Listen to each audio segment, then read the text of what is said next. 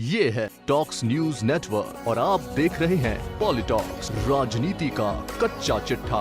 देश भर में कोरोना की लहर की रफ्तार भले ही धीमी पड़ गई हो, लेकिन सियासी बयानबाजी का दौर बदस्तूर जारी है। कोरोना वैक्सीन की कमी को लेकर देश की प्रमुख विपक्षी पार्टी कांग्रेस लगातार केंद्र सरकार पर हमलावर है। कोरोना वैक्सीन की कमी को लेकर राहुल गांधी बार बार सवाल उठाते रहे हैं। हाल ही में मंत्रिमंडल विस्तार के बाद भी राहुल गांधी ने केंद्र सरकार पर तंज कसते हुए कहा था कि मंत्रियों की संख्या बढ़ी है, वैक्सीन की नहीं। वहीं राजस्थान के मुख्यमंत्री अशोक गहलोत ने भी केंद्रीय स्वास्थ्य मंत्री मनसुख मंडाविया को कोरोना वैक्सीन की कमी को लेकर पत्र लिखा था, जिसके बाद मनसुख मंडाविया ने वैक्सीन की कमी को लेकर दिए गए बयानों को निरर्थक बताया और इन्हें सिर्फ लोगों में घबराहट पैदा करने वाला बयान करार दिया। देश भर में कोरोना वैक्सीन की कमी को लेकर सियासत अपने चरम पर है। एक ओर जहां केंद्र सरकार दावा कर रही है कि राज्यों के पास भरपूर मात्रा में वैक्सीन पहुंचाई जा रही है, तो वहीं वैक्सीन की कमी को लेकर केंद्र सरकार लगातार राहुल गांधी के निशाने पर है।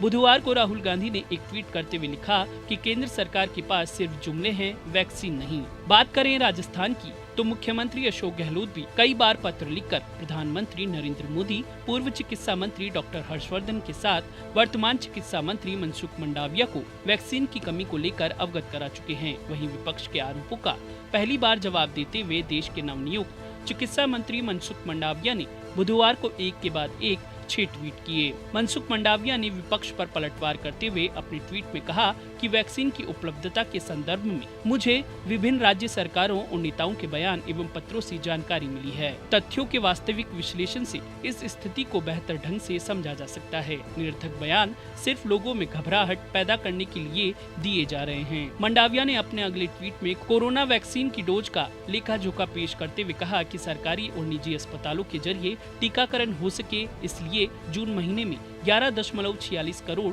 वैक्सीन की डोज राज्य सरकारों और केंद्र शासित प्रदेशों को उपलब्ध कराए गए और जुलाई के महीने में इस उपलब्धता को बढ़ाकर 13.50 करोड़ किया गया। मंडाविया ने केंद्र सरकार के पाले में आई इस गेंद को राज्यों की ओर फेंकते हुए कहा कि जुलाई में राज्यों में वैक्सीन के कितने डोज उपलब्ध कराए जाएंगे, इसकी जानकारी केंद्र सरकार ने राज्यों को 19 जून 2021 को ही दे दी थी। इसके बाद 27 जून व 13 जुलाई को केंद्र की ओर से राज्यों को जुलाई के पहले व दूसरे पखवाड़े के लिए उन्हें हर दिन की वैक्सीन उपलब्धता की जानकारी बैच के हिसाब से एडवांस में ही दी गई थी।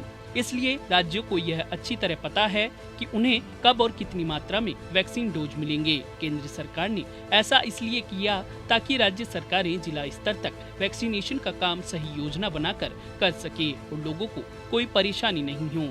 इसके साथ ही राज्य सरकारों पर निशाना साधते हुए मनसुख मंडाविया ने कहा कि अगर केंद्र पहले से ही अपनी तरफ से ये जानकारियां एडवांस में दे रही है और इसके बावजूद भी हमें कुप्रबंधन और वैक्सीन लेने वालों की लंबी कतारें दिख रही हैं, तो यह बिल्कुल स्पष्ट है कि समस्या क्या है और इसकी वजह कौन है। मीडिया में भ्रम व चिंता पैदा करने वाले बयान देने वाले नेताओं को इस बात पर आत्मनिरीक्षण करने की जरूरत है, क्या उन्होंने शासन प्रक्रिया व इससे संबंधित जानकारियों से इतनी दूरी बना ली है कि वैक्सीन आपूर्ति के संदर्भ में पहले से ही दी जा रही जानकारियों का उन्हें कोई अता पता नहीं है।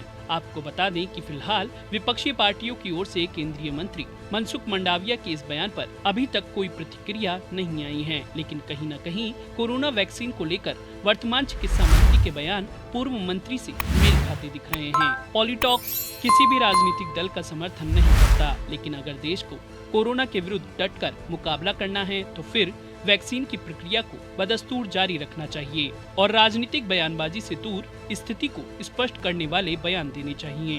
पॉलिटॉक्स ब्यूरो, दिल्ली। ये है टॉक्स न्यूज नेटवर्क और आप देख रहे हैं पॉलिटॉक्स, राजनीति का कच्चा चिट्ठा।